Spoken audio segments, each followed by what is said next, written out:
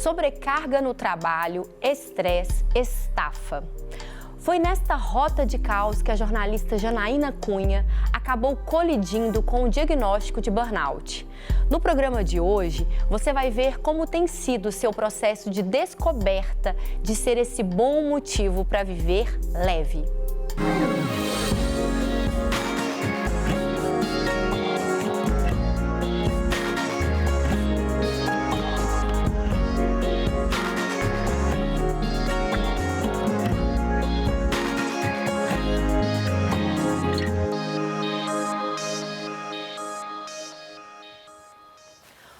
Como os excessos nos esvaziam é o que você vai conferir na nossa conversa de hoje no programa Você é um Bom Motivo para Viver.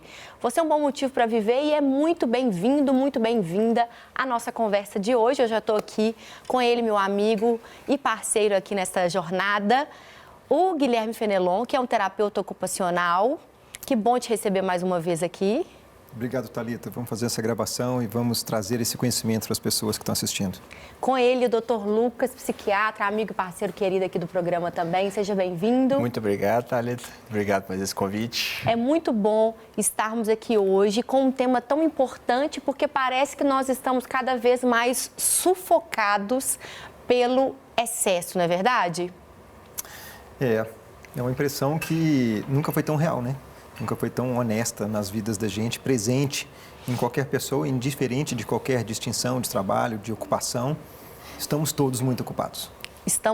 E talvez improdutivos, achando que estamos produzindo muito, exatamente por causa desse excesso, né, doutor Lucas? Sim, muita informação, pouco conhecimento, muita agitação, né? Pouca produtividade e assim as pessoas vão se acostumando com essa vida. Né? Nessa conversa de hoje nós vamos ver muito sobre isso, porque nem sempre o movimento quer dizer resultado, Sim. né? E nem sempre o resultado justifica a forma como nós estamos em movimento. É isso que nós vamos conferir agora na primeira parte da história da Janaína Cunha. 2019, no segundo semestre de 2019, eu já vinha de uma jornada de trabalho muito forte, né, para um cliente grande que eu atendia. E eu já iniciei um processo de estafa complexo, emocionalmente eu não estava bem. E aí eu saí desse trabalho, pedi demissão, terminei um relacionamento que também estava sendo, né, prejudicado por causa dessa estafa que eu já estava. Os meses foram caminhando, as coisas piorando. Muito nervosa, muito agitada, eu comecei a não me alimentar bem, dormir era raro, insônias constantes, até que um dia eu tive uma crise de pânico no meio da rua. Não sabia exatamente o que era aquilo, porque nunca tinha acontecido comigo, e liguei para uma amiga e ela, que conhece um pouco a respeito do assunto, falou: Jana, tem um hospital aí perto, eu estava perto de um. Ela falou: fica aí que eu vou te acompanhar. Fomos até lá e aí foi quando eu fiz alguns exames e eu estava numa estafa extrema e fui diagnosticada com síndrome de burnout pela primeira vez. Não imaginei que era algo diferente, porque eu já vinha vivendo esse estresse há muito tempo e aí me assustei ali com um diagnóstico que eu não imaginava. Fui medicada, fui orientada na época. E comecei a avaliar, de fato, o que me fez chegar até ali. Eu sou empreendedora e trabalho alguns dias 6 horas, outros dias, às vezes 18. Trabalho direto, faço evento noturno. Estou aprendendo a dizer não, porque acho que é onde a gente tem o principal problema. Amo servir as pessoas. Descobri em mim uma necessidade de agradar a todo mundo, então nunca dizer não. E nesse dizer sim, eu estava dizendo não para mim, eu estava dizendo não para o meu filho, para minha mãe, adoecendo sem parar, né? As medicações para esse tipo de tratamento não são medicações baratas, são medicações que a gente não pode brincar com elas. Então eu percebi de fato um estado de caos que eu estava vivendo. Uau, a própria Janaína, ela já aponta ali muitos dos sinais, dos sintomas e dessa realidade que eu queria ouvir de vocês. Vocês recebem de forma muito recorrente no consultório pacientes com características similares? Sim, o tempo todo, né? Só que ela ainda tem a clareza que o estilo de vida que estava adoecendo. Muitas vezes as pessoas chegam sem clareza nenhuma, né? Elas sem clareza nenhuma, elas não entendem o que está acontecendo. Ou às vezes pegam um evento da vida que desencadeou ali um estresse e joga a culpa toda nele, né? Foi um evento maior que tenha acontecido e a culpa é toda dele, porque antes eu estava bem, depois eu fiquei assim. Só que não é assim que a coisa funciona, né? As pessoas vão construindo vidas não saudáveis, não têm descanso, não nutrem os relacionamentos, né? Elas vão buscando dinheiro, trabalho, oportunidades, sacrificando relações familiares, sacrificando saúde, comendo de qualquer jeito e um dia adoece, né? E joga a culpa em um determinado evento, né? Então, muito do trabalho que a gente faz ali é trazer a clareza para a pessoa da vida, né? De como que ela está organizando, né? De onde que ela imagina que aquela vida dela vai chegar, né? Às vezes eu falo no consultório, eu falo, olha, o que a gente vai trabalhar aqui, né, talvez não vai ser o mais agradável para o músico que vem, mas eu estou pensando aqui em vida toda, né? Como é que você vai estar aos 60, 70 anos de idade se você mantiver essa vida que você tem hoje? Né? Se chegar lá, vai chegar muito mal, né? Vai chegar consumido. E tem algum tipo de profissão mais comum de ter esse diagnóstico? Geralmente são as pessoas que têm uma liberdade para trabalhar o tempo todo, né? Médico, você dá plantão todo dia, ele arruma, né? Dá plantão de dia, de noite, sai de um emprego, vai para outro. Empresário, né? Às vezes eu brinco com as pessoas, tem um empresário e o dono de empresa, né? O empresário, a empresa trabalha para ele, né? O dono da empresa, ele trabalha para a empresa. Então ele vai, ele faz, ele acorda, ele que vai, aparece uma oportunidade, trabalha sábado, domingo, final de semana, né? Fica ali de madrugada para entregar uma oportunidade boa que surgiu para o dia seguinte, né? Eu estava conversando com um rapaz que faz móveis para farmácias, né? Ele falou, direto chega, fala, eu preciso da farmácia pronta em 3 dias. Ele ficava lá madrugada, virava a madrugada fazendo os móveis. Ele falou, não pego esse serviço mais, esse tipo de serviço eu não pego mais. A pessoa pediu para 3 dias, falou, não tem jeito, não trabalho assim, não trabalho com 3 dias e pronto, né? Porque não é saudável, aquilo não vai chegar num lugar bom, né? Não adianta. E o pastor? Alida, tem realmente algumas profissões que a questão do burnout... É interessante a gente pensar que burnout não é não é um estresse. O burnout não é uma pequena depressão menor. O burnout é um estado mais grave com relação ao processo que vai te paralisar mesmo. É o esgotamento total. E algumas profissões, claro, têm mais tendência ao burnout. Profissões que lidam com excesso de relacionamento, precisam lidar diretamente com pessoas o tempo todo. Então, um grupo que foi extremamente atingido por burnout na época da pandemia, professores. A docência foi extremamente atingida. Profissionais que lidam, por exemplo, com a área de segurança, profissionais da área de saúde, são muito propensos a isso, ou seja, lidam com o público o tempo todo, cargos de muita responsabilidade. Pastores e líderes. Atualmente, com certeza, porque sobre essas pessoas existe uma... A gente brinca hoje, né, que a visão do pastor hoje é a visão do super-homem, tem que ter uma profissão multifuncional. O que é um equívoco, né? Mas sobre a figura do pastor hoje é centrada uma série de encargos e funções que muitas vezes não deveria ser atribuído. E ele vai assumindo.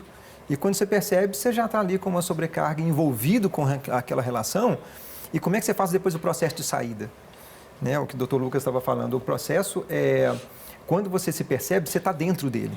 Quando você percebe e dá conta, você foi levando aquilo, mas uma hora o seu corpo vai pedir a conta. Isso é inevitável. Nosso cérebro pede a conta. É interessante o que você falou, né, Guilherme? A pessoa, às vezes, entrega tudo de si, até chegar num ponto que ela não consegue entregar mais nada, porque já não tem o que dar. Não tem o que dar, realmente, né? Você falou também da questão de multifunção, multitarefa, multitalento. Eu falo, e a gente descobriu isso, a ciência mostra isso, estudos mostram isso, que, na verdade, a gente é multicansado. Porque não tem ninguém que você vai ser bom em várias coisas. Não. Você tem uma coisa que você vai sobressair, né? Na sua função, no seu talento. Você pode fazer muitas coisas? Pode. Mas tem uma coisa que a gente vai fazer muito bem. Se a gente quer fazer tudo, não vai conseguir, Sim. né? Isso, multitarefa é uma ilusão, né? A pessoa que faz várias coisas, na verdade, ela faz várias pequenas coisas nem tão bem feitas assim. Né? Às vezes é mais fruto de uma desorganização do que de um excesso de capacidade. E teve uma época que eu passei por isso também, né? Então, de 2019 para 2020, eu falei assim, não quero essa vida mais para mim. Então, a carga de trabalho e tudo mais. E eu tinha um certo orgulho de achar que o feminino tem essa coisa de fazer 1000 coisas ao mesmo tempo. Até que eu entendi que, como Deus não faz nada errado, ele não estava falando sobre isso. Ele estava falando sobre essa sensibilidade e esse olhar que nós temos, não periférico, periférico, que a gente tem essa abrangência. Eu estou gravando aqui, aí eu estou vendo os meninos ali. É uma coisa assim, não é uma coisa que você tem que fazer tudo porque você está vendo tudo. Eu posso ver, mas posso delegar. Né? O homem mais centrado, mais focado, uma visão mais...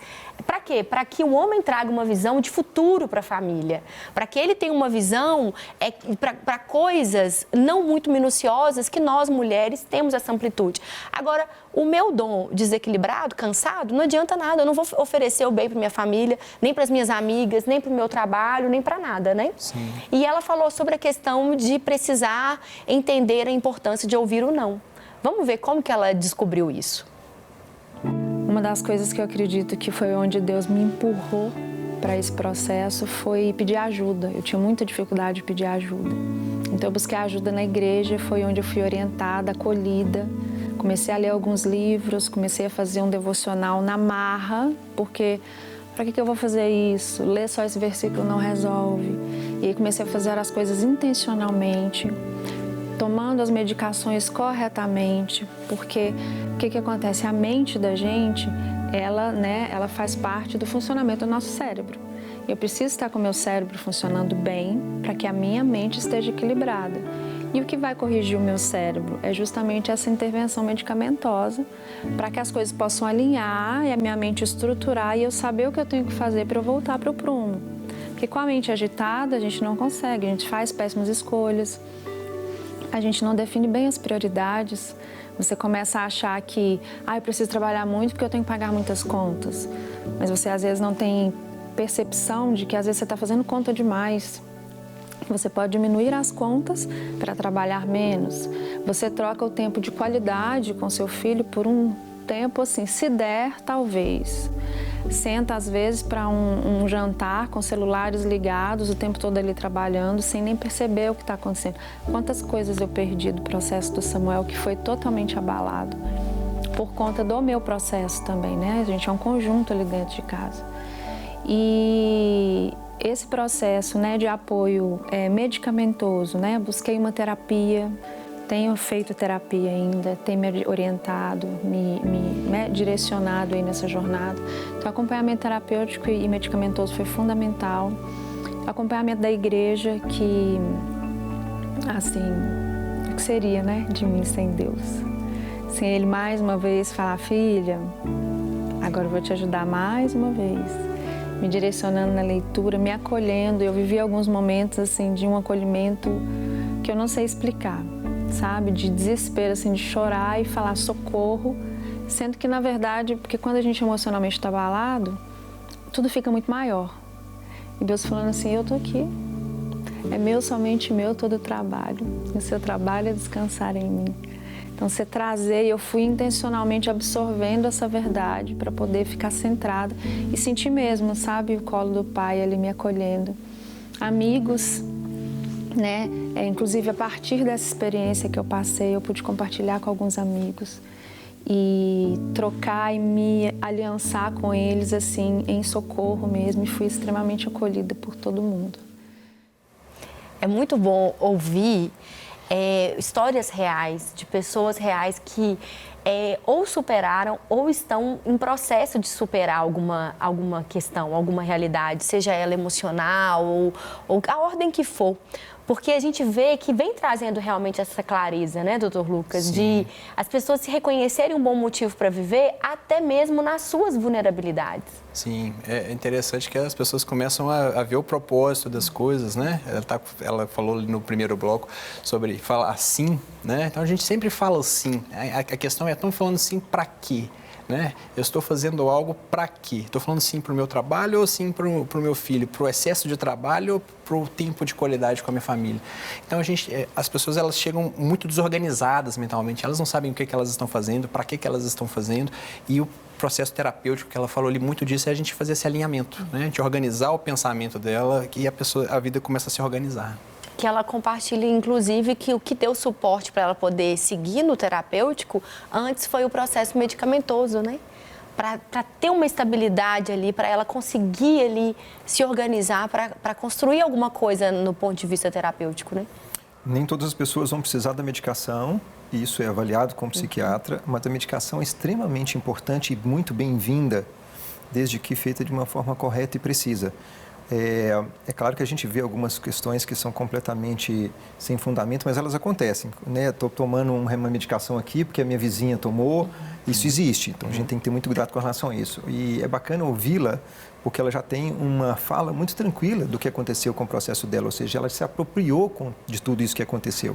Então, ela tem clareza, eu preciso organizar o meu sistema químico do meu cérebro para ele funcionar de forma melhor, eu vou buscar um processo terapêutico para poder me ajudar e eu preciso fazer outras coisas. E que bacana que ela encontrou também no movimento de uma espiritualidade saudável, a busca desse apoio da igreja. Comunhão, né? Que teve comunhão, amigos. De comunidade, de viver isso. Né? E é interessante porque às vezes, realmente, né, como eu falou, Deus empurrou aquela questão. Por que às vezes a gente tem que chegar num momento que realmente a gente é convidado a parar de forma abrupta, sem que a gente esperasse, para que a gente tenha condição mesmo de transformar todas as minhas experiências em algo realmente que seja bom para mim e que não me adoeça mais. E ela parou para encontrar uma nova direção. Ela não parou para ficar parada para sempre naquele lugar, né? Ela parou, Deus ali a empurrou para uma nova direção, né? Pela leitura dela. Uma coisa que me chamou muita atenção, Lucas, é quando ela fala assim, que é uma medicação séria, que a gente não pode brincar com essa medicação. Eu queria que você explicasse um pouquinho, porque a gente sempre reforça isso. Eu acredito que a Janaína é um ótimo exemplo do nosso propósito como programa, de levar essa mensagem de realmente um tripé, o corpo, a alma e o espírito. Então, se um pé desse tripé fica fraco, o outro todo vai desajustar. E ela traz as três áreas ali, o espiritual, o emocional e o físico. Né? Então, ela fala sobre essas três frentes que nós não podemos realmente brincar. Sim, não, o corpo, quando ele está desorganizado, a gente precisa colocar ele em ordem. Né? Eu dou o exemplo, às vezes, para a pessoa atender no caso do infarto. A pessoa infartou, se é porque ela estava sedentária, se é porque ela estava comendo mal, se é porque ela estava comendo só gordura, naquele momento não importa. Não adianta eu falar assim, agora então vai fazer atividade física, para de comer gordura. Agora não. Agora a gente vai internar, você vai tomar medicamento, a gente vai colocar teu corpo em ordem de novo e depois que ele estiver organizado, você vai lá fazer sua atividade física, você vai lá parar de comer gordura e você vai diminuir o açúcar, né? E todas as outras orientações. Então, às vezes as pessoas chegam tão mal organicamente, né? E não precisa estar péssimo também, né? Às vezes não está legal, está desequilibrado, né? Não está conseguindo nem raciocinar direito, a gente entra com a medicação, a gente organiza a parte física, né, da pessoa, para depois ela conseguir organizar a vida, organizar a rotina. Se eu pego uma pessoa que está muito mal, está muito ansiosa, falo, olha, você vai parar de fazer isso, vai começar a fazer isso, cria uma rotina, dorme desse jeito, não consegue, né? Ela não consegue pensar, não está conseguindo nem adormecer. Às vezes nem pegar no sono ela está conseguindo, né? Então a gente entra com a medicação. E é muito sério, né? A pessoa pegar da vizinha, né? Isso é comum, acaba sentindo um pouquinho bem, um efeitozinho faz.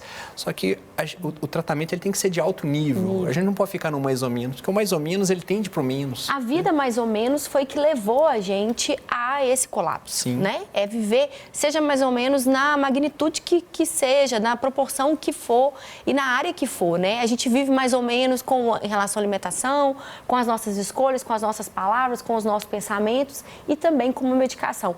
Qual que é o prejuízo de uma pessoa que até recebeu uma receita médica, que ela foi orientada por um médico e ele fala com ela assim, você tem que tomar todos os dias, tal hora.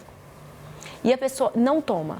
Ou ela toma como ela quer. Ela toma de manhã, num dia, de tarde, no outro, de noite, no outro. Às vezes é um remédio para animar a pessoa a sair da cama, que vai dar um suporte para ela, não animar, mas dar um suporte para ela conseguir sair da cama. Sim. Aí ela não consegue produzir durante o dia porque não tomou o remédio, porque achou que acordou bem.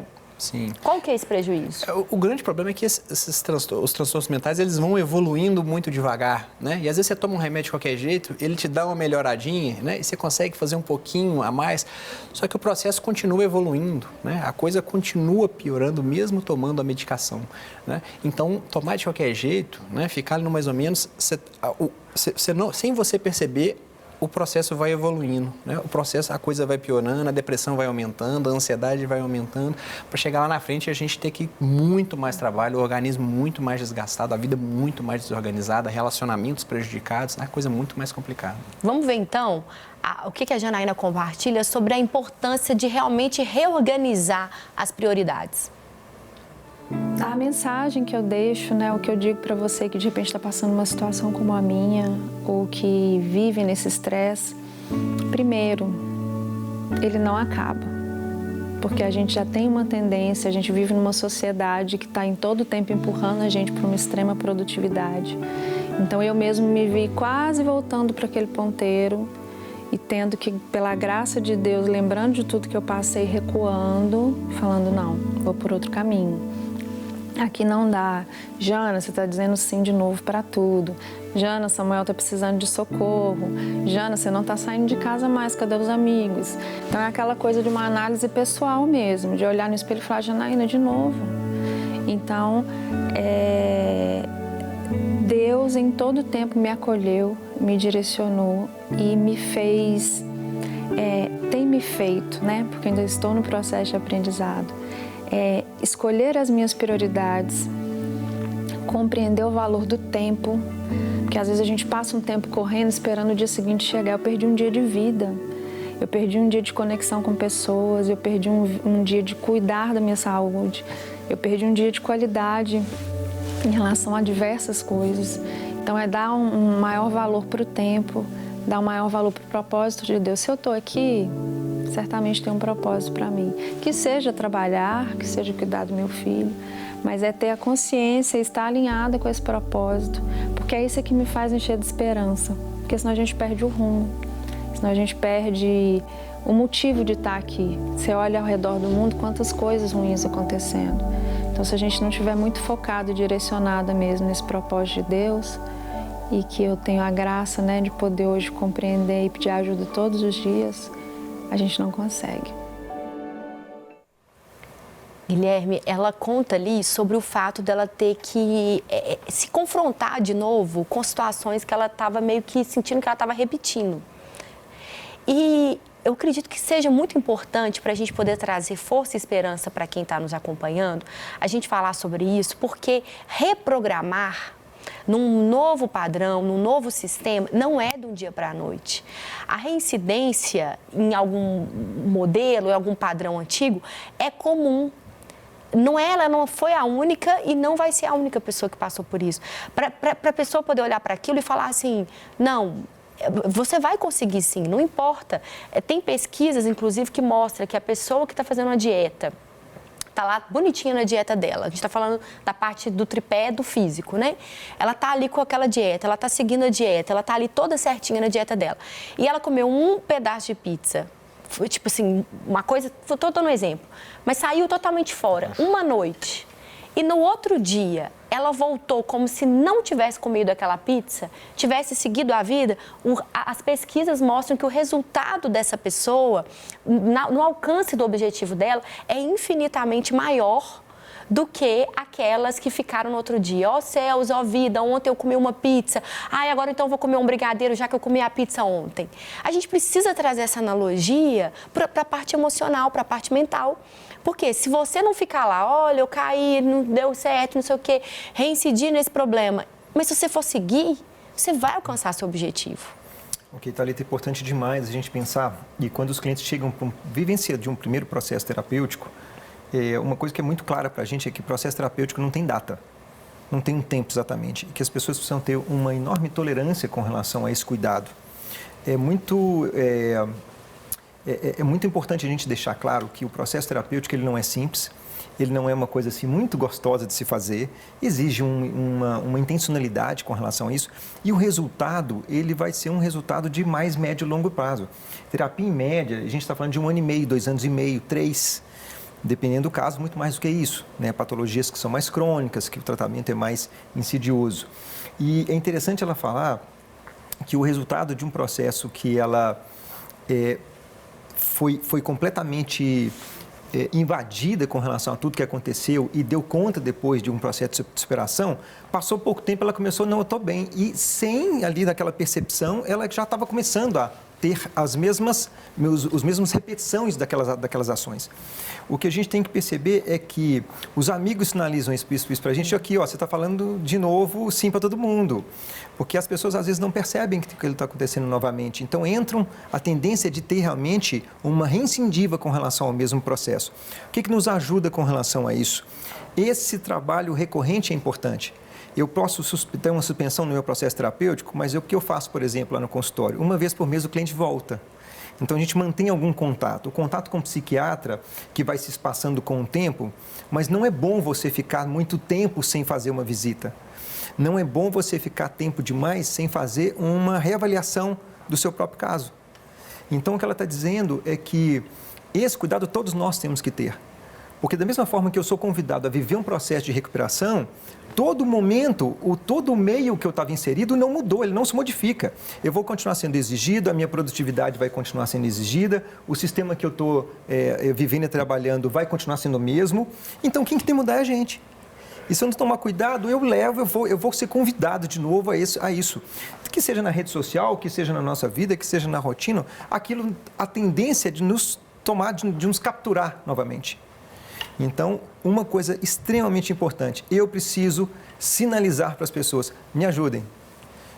Se eu perceber que eu estou indo nesse caminho de novo e que eu não estou percebendo, gente, me aponta de novo, porque isso é muito positivo para nós. E é interessante porque é exatamente isso que ela reforça sobre a importância de nós sermos intencionais no nosso autocuidado. Vamos ver. Bom, e o que eu queria dizer para você é que você não perca a esperança. Você é um ótimo motivo para viver. Deus certamente tem um propósito na sua vida. Seja intencional no autocuidado, seja intencional na escolha das suas prioridades e certamente todo esse caos interno que você está vivendo, ele vai passar. Porque a paz que excede todo o entendimento vai entrar no seu coração e as coisas vão se ajustar. A paz que excede todo o entendimento e se revela por meio de uma infinidade de possibilidades de cuidado, né? Muito para além de uma questão assim só meramente física, natural, mas também no âmbito emocional e espiritual, em todas as áreas, né? Muito obrigada pela contribuição de vocês aqui para o nosso assunto de hoje e até o nosso próximo programa. Eu espero você, que é um bom motivo para viver. Até lá!